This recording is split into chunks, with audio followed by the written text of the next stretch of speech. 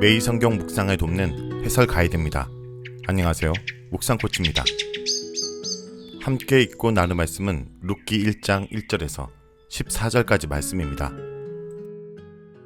룻기는 사사시대 이야기입니다.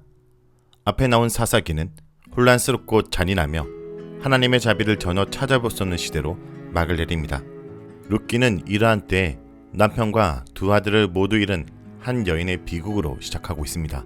나오미와 그의 가족은 기근에 피해 베들레헴에서 모압 지방으로 이주하였지만 남편 엘리멜렉은 모압 지방에서 죽게 됩니다. 나오미의 두 아들들은 모압 여자들과 결혼하였지만 이들마저 모두 죽어 결국 나오미만 남게 됩니다.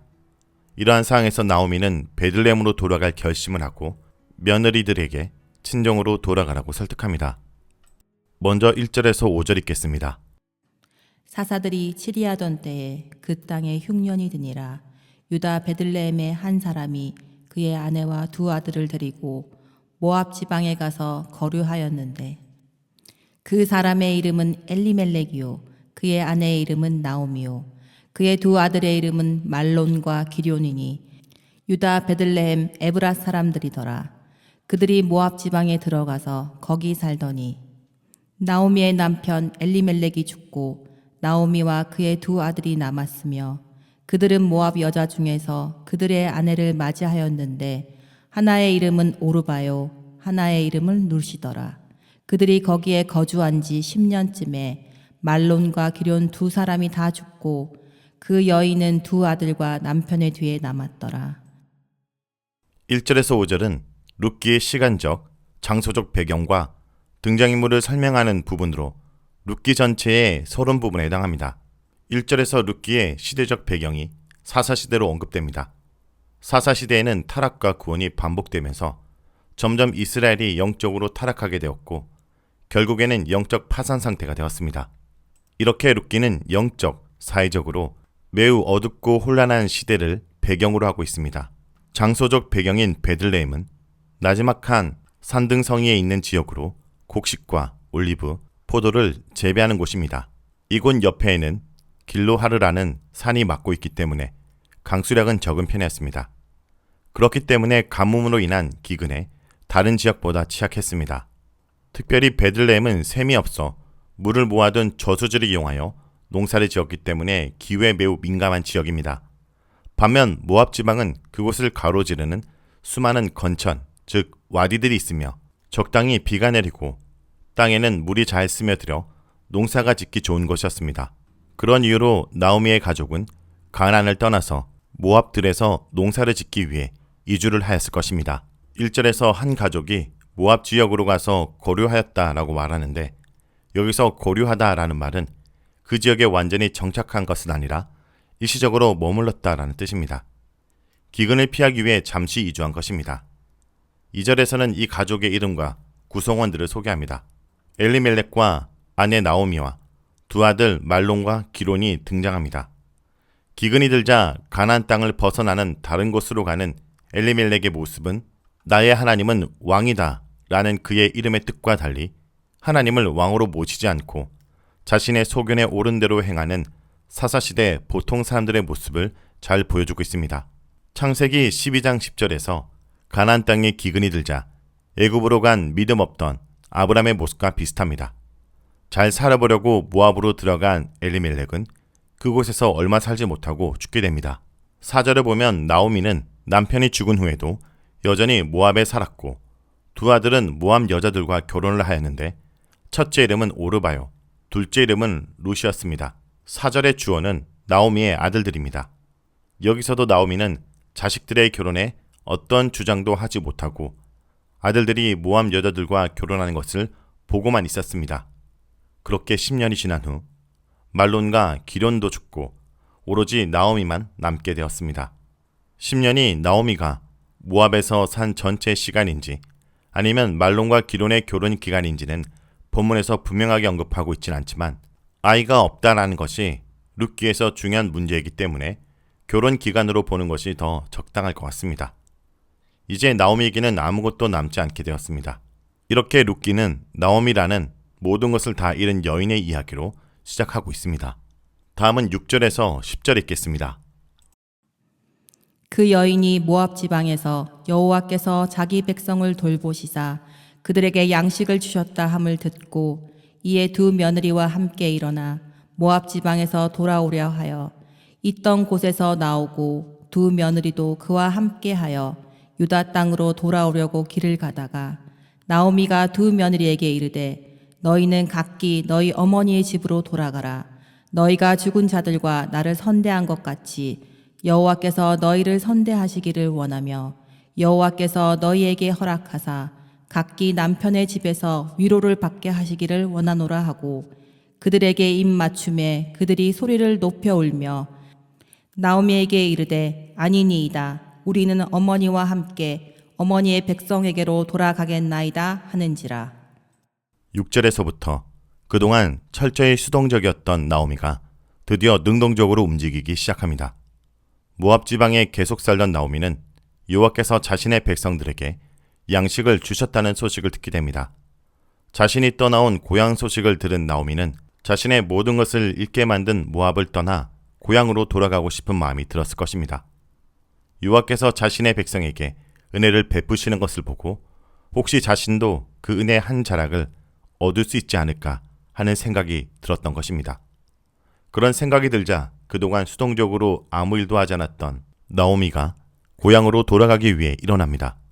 여기서 돌아간다 라는 히브리어로 슈브인데 이것은 회개하다 라는 뜻으로 해석되기도 하는 단어입니다.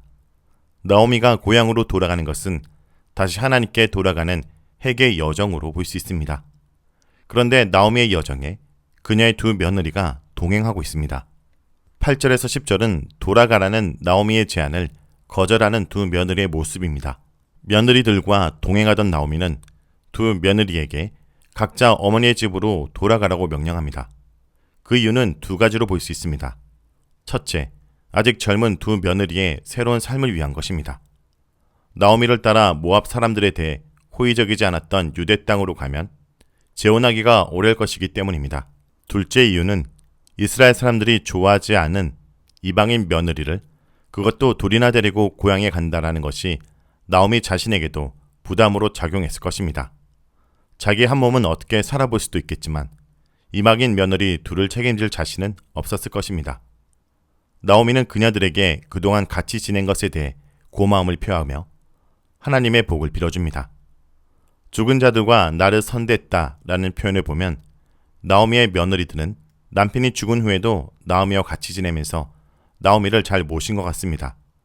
그렇기 때문에 그들이 은혜를 베푼 것처럼 여호와께서 며느리들에게도 은혜를 베풀어 달라고 기도합니다. 그리고 그녀들이 재혼할 수 있게 해달라고 기원합니다. 여기서 각기 남편의 집에서 위로를 받게 하시기를 원하노라 에서 위로라는 단어는 기본적으로 안식처라는 뜻으로 각기 남편을 얻어 그곳을 안식처로 삼으라는 의미입니다. 이렇게 나오미는 자신의 며느리들에게 좋은 혼처가 생기기를 기도한 것입니다. 하지만 며느리들은 큰 소리로 울면서 어머니와 같이 이스라엘로 가겠다며 나오미의 제안을 거절합니다. 다음은 11절에서 14절 읽겠습니다. 나오미가 이르되 내 딸들아 돌아가라. 너희가 어찌 나와 함께 가려느냐. 내 태중에 너희의 남편 될 아들들이 아직 있느냐. 내 딸들아 되돌아가라. 나는 늙었으니 남편을 두지 못할지라. 가령 내가 소망이 있다고 말한다든지 오늘 밤에 남편을 두어 아들들을 낳는다 하더라도 너희가 어찌 그들이 자라기를 기다리겠으며 어찌 남편 없이 지내겠다고 결심하겠느냐. 내 딸들아 그렇지 아니하니라. 여호와의 손이 나를 치셨으므로 나는 너희로 말미암아 더욱 마음이 아프도다 하매 그들이 소리를 높여 다시 울더니 오르바는 그의 시어머니에게 입 맞추되 룻은 그를 부쫓았더라. 며느리들의 거절에 나오미는 이제 며느리들을 설득하기 시작합니다. 이 설득은 매우 논리적으로 진행됩니다. 11절에서 13절이 나오미의 설득으로 수사학적 기법이 많이 사용됩니다. 우선 내 딸아 라는 매우 친근한 호칭으로 그녀들을 부릅니다.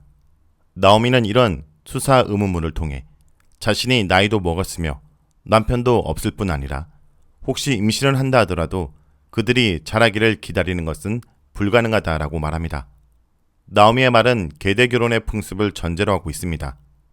계대 결혼은 남편이 죽으면 시동생이 형수와 결혼하는 제도인데 고대 근동과 이스라엘에서 행해지던 풍습으로 일종의 가부보호법이라고 할 수 있습니다.